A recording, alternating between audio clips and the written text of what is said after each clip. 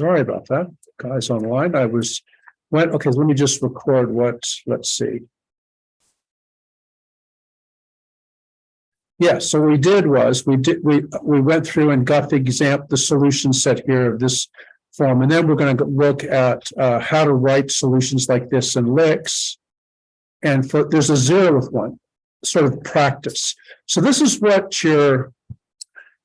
the Latex file looks like under Latex. It's sort of a GUI front end to doing LaTeX, which is now what I do is if you have it installed correctly, this should be not grayed out, and this should not be grayed out. This depends on LaTeX being in the background, and that this sort of translates it, and then this shows you what it looks like the version you'd actually turn in. Let's see. So it sort of formats it, right? You can sort of see that it's not quite the same. It's not quite the same line breaks and everything that you had before. So what you'll turn in is this PDF. So you need to learn this. This repeats the directions from the first one, but here's a linear system, and I've already sort of started it for you. Now it turns out that let me. If you were doing it afresh, we will do that. But so here's so what I've started is, and what you're going to do is you say, well, here's your linear system. And then you'd say, well, what row operation would I use? Well, I could use 2 row 1 plus row 2. So I can come in here. Now, it's a little bit, these can be small. And I think if you hold the control key and hold the control key down and use the wheel, you can zoom in a little bit. And there's also a scale button somewhere. Okay, so what we want to do is we want to type in 2. There, 2. Now, I've typed in here the code for row, the Greek letter row, and it's going to give you a hint like this. Now, let's say that, so if I choose this, then I get the Greek letter row. Now, if I didn't remember row, I can go down here, see that this is a Greek letter alphabet, and I get the Greek letter there, okay? Now, if I hold the underscore key down, which you can't quite see, shift and underscore, and I get a subscript, so I can do 2 row 1. Now, if I didn't remember that the subscript, and if I just press enter there, I get the row. There is a little thing down here, see, that does the subscript. So there's GUI elements that with the GUI elements, your mouse is moving back and forth from where you are. But if you learn the key codes, then your focus can be on the text. So I do row 1, and I get out of the subscript plus row 2. Then I can come over here and just, this isn't going to change. 2Y. Oh, and I have one extra one that I don't need. Well, down here, see, there's this column there. And I don't need the next one either. I don't think I need this one, so I can get rid of that one there. Then this is going to be 3.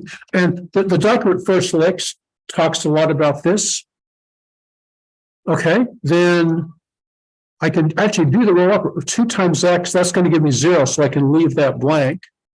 I can get rid of this, and 2 times 2 is 4. 4 plus minus 5 is minus 1. So this is going to be minus Y. And then 2 3s is 6. 6 plus 4 is 10, right? If I did that correctly, 2x plus this is 0. 2 times 2 is 4 minus 1. Okay, so I don't need, now this is echelon form, so I don't need this row here, and get rid of this. And it takes a little getting used to, because you see here I'm outside what Latex is. There's math modes and text mode. If I'm up here, I can just type as if I'm in text. Now, one of the things is it's not like what you see is what you get editor. For example, you cannot put more spaces in here. It'll say you cannot type 2 spaces this way. Please read the tutorial. If you want to put more space, you could, but you're letting Latex and LaTeX format your document. You're just trying to put in what you mean. So you focus on the content, not on how it looks, because it's going to format it for you. And it may not look, it may not be perfect. Okay, so here now, although the cursor's here, what I can do, if I just start typing, it'll be in the next line because I'm not in the environment mode. So I can say, okay, so what are we going to do? What I say? I'm going to say,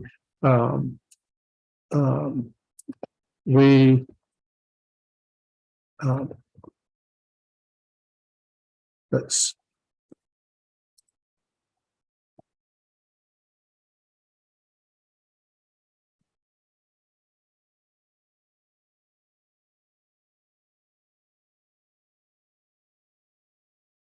I'm just saying that you're going to want to use, I'm asking you to use sentences to describe oftentimes what you're doing. Like you said, for example, here we haven't, okay, this last form is in echelon form.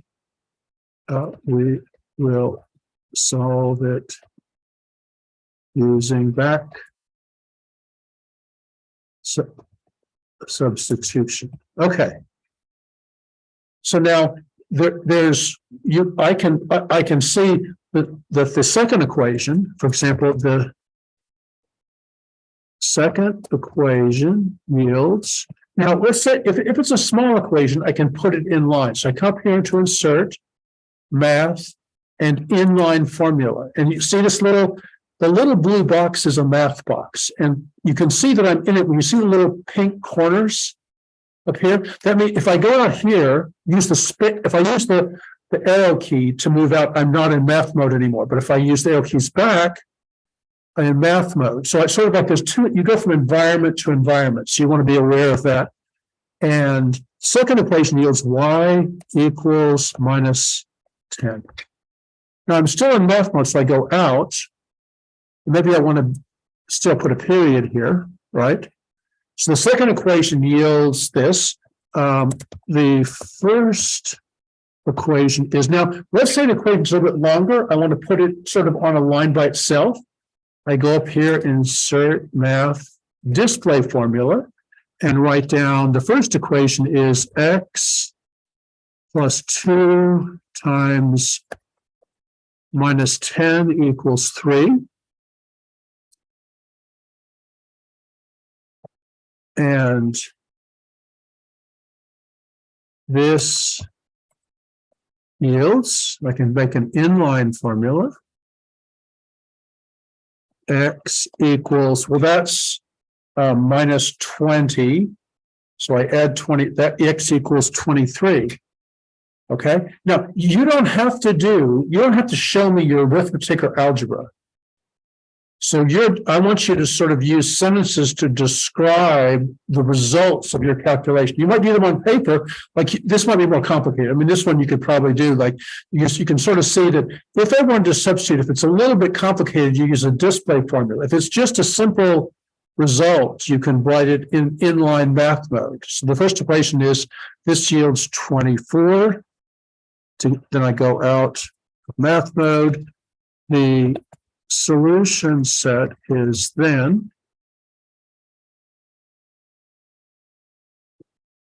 S equals curly brace. And now here's the thing with vectors. See this little grid down here?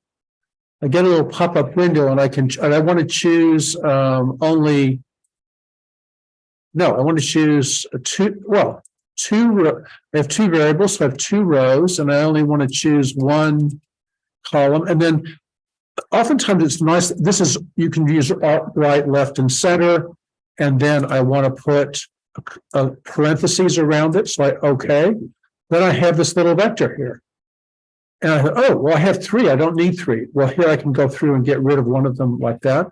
So then the solution is going to be x equals 23 and y equals minus 10. And there you are. Now, and then you can check how it looks, because what you'll turn in will look like this. So it formats it, you turn in the PDF. And that's it. So you have to, we're not using all the different kinds of LaTeX or looks you could use. We're using a very stereotyped limited set to just deal with these kind of problems. and we will deal with a few things, but just a few things, you'll be able to typeset it. And most of the times, because some of the linear algebra involves cutting and pasting, like on paper, it's difficult to write it cleanly and keep everything lined up.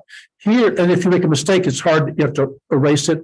But here, you can cut and paste. For example, down here, like this isn't the ideal form. This is a more complicated equation. So let's say I wanted to get this. To copy it, I wanted to get it all blue. I don't want the little boxes and stuff. So then I can do, now the key, I don't have a copy here, but I can do Control-C, or I can come up here and do copy okay, now what I really want here is not this, but I want a different math mode, which is the third one we'll use, which is EQN. It looks like there's lots of stuff here, but we're going to use inline display and EQN array. Those are the only three we ever use. So here what you have is three math boxes. So in this first one, I am going to Control-V. I'm going to paste in my equation. Now I'm going to modify it, but I'm going to paste it over here too and then edit it so I don't have to copy it. Then in the middle here, I could come up here and say copy, Control-C, Control-V. Now if I have, so then I can edit the row operation. Now let's say I need to do another row operation. I'm in math mode. I can add a row here, and then I have my EQN array here. So then if this is correct, I can then just, once I get, this will be the right row operation here. I might want to swap row 1 and row 2 here, just so I don't have to use, I could do -1/2 this row to get rid of this X here, but I could just swap, and I put in here left, right arrow. And then, okay, so there I'm going to swap row 1 and 2. So then I'd have to actually go through and swap these two rows, right? I'd have, I want X plus Y minus Z equals X plus Y minus Z equals 4. And this one should be 2X minus 8Y. So I've done that row operation. Then I can, it takes a little bit, if I can get, let's see if I can get just this there. Oop. Sometimes there. Then copy. And then, whoop. And there's, fortunately, there's an undo button. Okay, copy, and then V. Okay, so I've done, if you do this on paper, it takes quite a bit of writing, and it's hard to keep the columns lined up, and not everyone's handwriting is great for this purpose if you're tired, especially. And then I can do another operation. For example, I can do here, -2 row 1 plus row 2. And then edit this here to implement that row operation, in which then I might need to do a third row operation, which I'd come out, get in math mode, and then add a row here. And then I have, then if you can check along the way that things,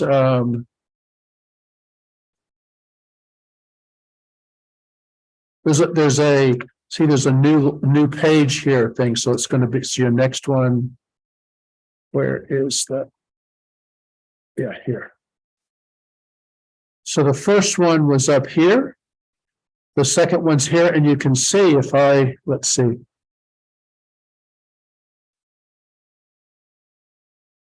That everything is nicely formatted, and then you can check it over. And this is what you'll turn in. And then what I'll do is I'll use XJournal to mark your PDF and then return it to you scored onto Piazza and stuff. And then you'll have a copy of your original and the scored version.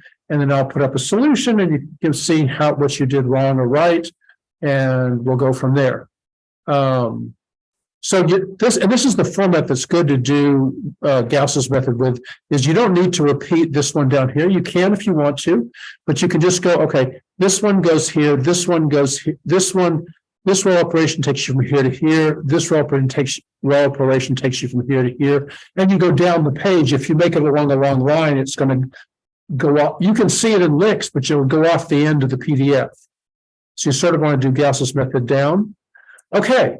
And that is, we're about out of time. And also I did want to go and show on RigX, there are exercises, and you can see on your progress page, and this will help you to see that there are 7 homework assignments, each worth 5 points. So that's 35 points. So that's a significant portion of the grade. That's the most important thing you can do, the hardest work you can do. Now, what I do is I'll have assignment 1, there'll be version 1, then you'll try that. And then if you don't get the score you want, there'll be a second version of that homework assignment you can do that will, once you complete it, if the score is higher, it will replace the score in the first one. Okay, there's 20 exercises, which are your sort of like your participation score for keeping up week by week. So there aren't like extra versions of these, except that you get to drop 2 of them. These means the lowest 2 scores are dropped. So of these 20, so you have 20 scores that count out of 20%. So each one of these weekly exercise sets only counts 1%, but they can add up. You miss 10 weeks and 10 weeks, and you've got like, you're out from an A, right?